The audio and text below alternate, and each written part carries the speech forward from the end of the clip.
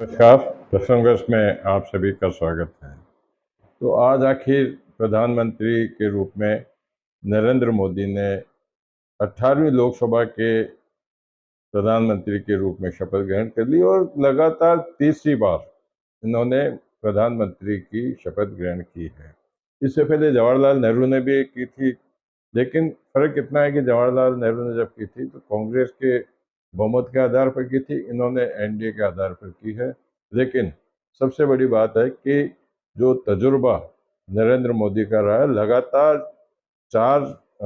लगभग 4 बार गुजरात में मुख्यमंत्री रहे, 2 बार प्रधानमंत्री रहे, तो अनुभव का लाभ अब आने वाले समय में भारत की जनता को, भारत के देशवासियों को मिल सकता है। कुल मिलाकर के शपथ ग्रहण को लेकर के जो तैयारियां की गई थी, इस बार देखा गया कि काफी संख्या में लोगों को निमंत्रित किया गया था। विशेष रूप से मीडिया में भी काफी लोगों को इस बार विधिवत रूप से निमंत्रण पत्र भेजे गए और मीडिया भी काफी खुश था कि उन्हें भी इस बार पहली बार लगभग एक एक चैनल से, एक एक समाचार पत्र से काफी जो प्रमुख पत्रकार हैं उनको आमंत्रित किया गया। प्रधानमंत्री नरेंद्र मोदी ने आज सुबह सबसे पहले ये काम किया कि वो राजघाट पर गए। राजघाट पर जाने के बाद में उन्होंने पूर्व प्रधानमंत्री अटल जी को भी नमन किया और इसके साथ में आज उनका मंत्रिमंडल का जब गठन होने लगा, शपथ ली उन्होंने, तो शपथ के दौरान सबसे बड़ी बात रही कि वो काफ़ी गंभीर मुद्रा में नजर आ रहे थे। जहां राष्ट्रपति बहुत प्रफुल्लित मुद्रा में थी, वो काफ़ी अपने उत्साहित नजर आ रही थी, लेकिन प्रधानमंत्री, मैं आपको वीडियो भी दिखाऊंगा जिसमें वीडियो में आप खुद भी देखेंगे, बहुत गंभीर मुद्रा में थे, जिस मतलब चिंतन में थे। सबसे बड़ी बात यह है कि प्रधानमंत्री जब भी कोई भी प्रधानमंत्री बनता है तो प्रधानमंत्री बनने के बाद में मंत्रिमंडल की बैठक करता है, लेकिन ठीक इसके विपरीत प्रधानमंत्री नरेंद्र मोदी ने जो संभावित संभावित तो नहीं कहा जा सकता है, क्योंकि सुबह जब उन्होंने चाय पर आमंत्रित किया था काफी सांसदों को, उनको यह बताया जा रहा था कि ये संभावित मोदी मंत्रिमंडल के संभावित मंत्री हैं। तो वहां उन्होंने उनको चाय पर आमंत्रित किया था। वो वीडियो भी आपको दिखाऊंगा किस प्रकार से है। उसी समय ये एक संकेत मिल गया था कि ये प्रधानमंत्री नरेंद्र मोदी की सरकार के भावी सहयोगी होंगे। उन्होंने उन्होंने जो मंत्री बनने वाले थे, संभावित मंत्री, उनको एक टूक बात कही, अब वो बिना देर के अपने काम काज जिम्मेदारी से शुरू करें। और सबसे बड़ी क्या है कि उन्होंने कोई विवादास्पद बयान नहीं दे, उनको ये भी निर्देशित किया। तो जब वो शाम को ग्रहण कर रहे थे शपथ ग्रहण, उसी दौरान जम्मू कश्मीर के रियासी इलाके में एक बहुत बड़ी घटना हो गई। उसी समय, उसी दौरान, जहां जम्मू कश्मीर के संभाग के रियासी इलाके में एक धार्मिक बस जो शिव खोड़ी से कटरा की तरफ जा रही थी, बताया जाता है कि उस पर आतंकवादियों ने हमला कर दिया। और वहाँ के जो स्थानीय लोग बता रहे हैं कि 40 से 50 राउंड फायरिंग की गई, जिससे ड्राइवर को चोट लगी, बस असंतुलित हो गई, खाई में गिर गई। बताया जाता है कि 10 लोगों की इसमें मौत भी हो गई। तो ये घटना भी काफ़ी गंभीर है। लेकिन मोदी की जहाँ तक बात करें तो मोदी ने जो आज का शपथ ग्रहण का जो समय रखा था, उस शपथ ग्रहण के अंदर उन्होंने उन्हीं आचार्य से या पंडित जी कह दे या जो भी कह दे उनको, उनसे मुहूर्त निकलाया था। जिन्होंने राम मंदिर का मुहूर्त निकाला था, वो विजय विजय मुहूर्त बताया जाता है, जिसमें हर क्षेत्र में विजय की रहती है।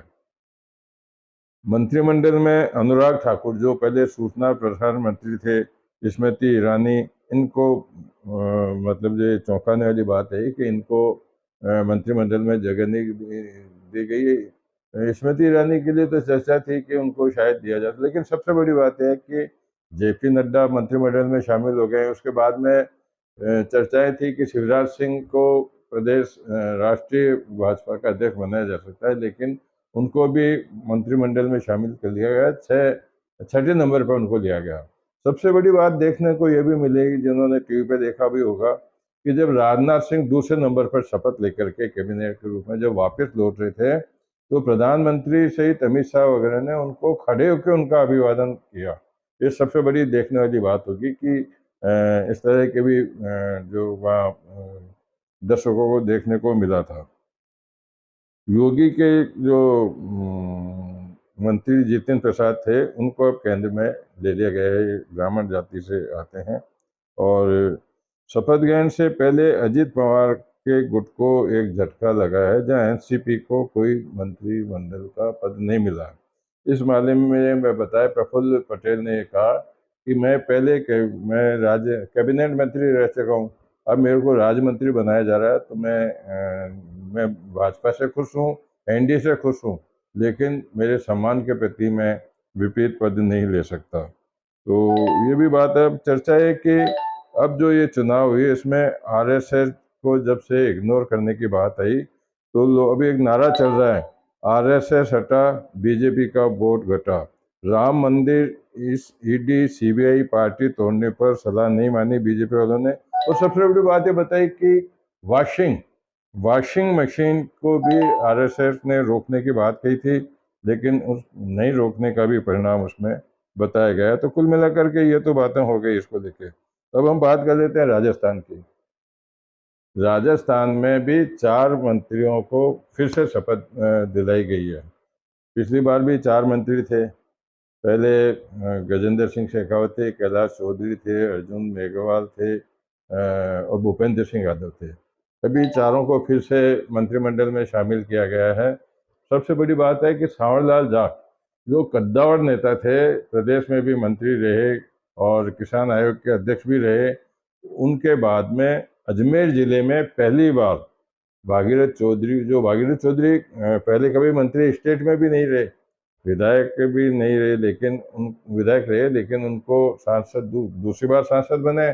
विधायक का चुनाव हार गए थे, लेकिन उनको राज्य मंत्री बनाया गया, स्वतंत्र प्रभार शायद नहीं दिया गया, जैसी अभी तक की जो जानकारी है। लेकिन सबसे बड़ी गर्व की बात है कि अजमेर जिले को भागीरथ चौधरी के रूप में प्रतिनिधित्व करने का मौका मिला है। तो अब बात कर लेते हैं कि जब 4 मंत्री अभी गए हैं, तो अश्विनी वैष्णव हालांकि जोधपुर से रहने वाले बताए जाते हैं, ब्राह्मण कोटे से आते हैं। भूपेंद्र यादव अजमेर से भी राज्यसभा सांसद रहे हैं, अभी अलवर से जीते हैं, वो यादव कोटे से आते हैं। गजेंद्र सिंह शेखावत राजपूत कोटे से आते हैं। तो ब्राह्मण, राजपूत, यादव और जाट को इसमें समीकरण बैठाया गया है। और सबसे बड़ी बात है कि जो अभी 5 विधायकों के पद खाली हुए हैं, उसके चुनाव भी होने जा रहे हैं, तो उसको लेकर भी ये देखिए, अब इनको विभाग कौन सा मिलता है, बात देखने वाली बात होगी। लेकिन क्योंकि राजनाथ सिंह को दूसरे नंबर पे शपथ ग्रहण के लिए बुलाया गया, तो समझा जाता है कि शायद गृह मंत्री और रक्षा मंत्री के पदों में परिवर्तन किया जा सकता है। तो कुल मिलाकर के अब आप बात करते हैं कि पंजाब के मुख्यमंत्री हुआ करते थे बेअंत सिंह, उनके पोते का भी नाम मंत्रिमंडल के लिए आया। उनको जब फोन आया तो अपने दिल्ली जा रहे थे, पीएम हाउस पे जा रहे थे, लेकिन मैं वीडियो भी दिखाऊंगा आपको, जाम लगा हुआ था। तो उन्होंने देखा कि मेरा कहीं नंबर नहीं कट जाए, तो वो गाड़ी से उतर के पैदल भाग करके जा रहे हैं। वो वीडियो भी आपको दिखाऊंगा, बस वाला वीडियो भी दिखाऊंगा। प्रधानमंत्री नरेंद्र मोदी शपथ ले रहे हैं, वो भी आज वीडियो दिखाएंगे। मैं 12-13 मिनट से ज़्यादा का नहीं करूँगा, लेकिन जो मोटी मोटी खबरें हैं उसको लेकर के मैं आपके सामने इस प्रसंग में 3-4 वीडियो, एक फोटो भी दिखाऊंगा। और अभी तक जो चर्चाएं आई है, उस चर्चाओं के हिसाब से मैंने प्रसंग को अपडेट किया है। कल फिर नई चर्चाओं के साथ में मिलेंगे। अब विभागों को लेकर अटकलें तेज हो गई है। अब किस तरह से क्या किसको विभाग मिलेगा, संभवतः आज रात या कल तक ये सामने आ सकता है। नमस्कार।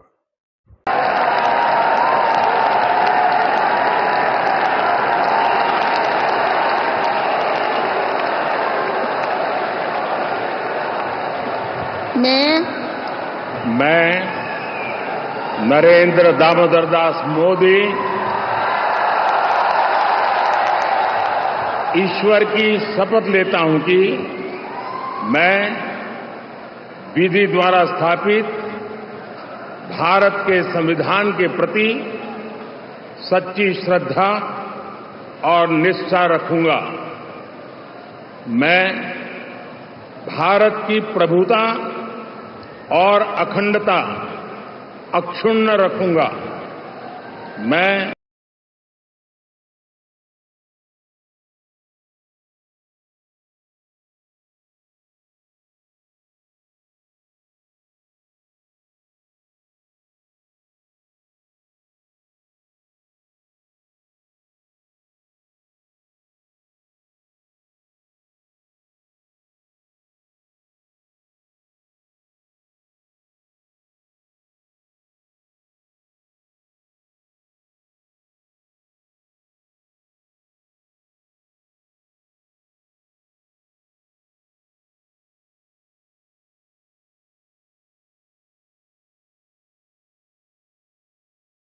very interesting, and everyone was waiting for. There's another big cavalcade that is coming. We'll show you the visual, and we'll give you the exclusive footage and visual of this cavalcade. Particularly, this is I guess it is Rajnath Singh's cavalcade, if I'm not wrong. We'll just see in a bit. Rajnath Singh. Rajnath Singh reaching Prime Minister's residence.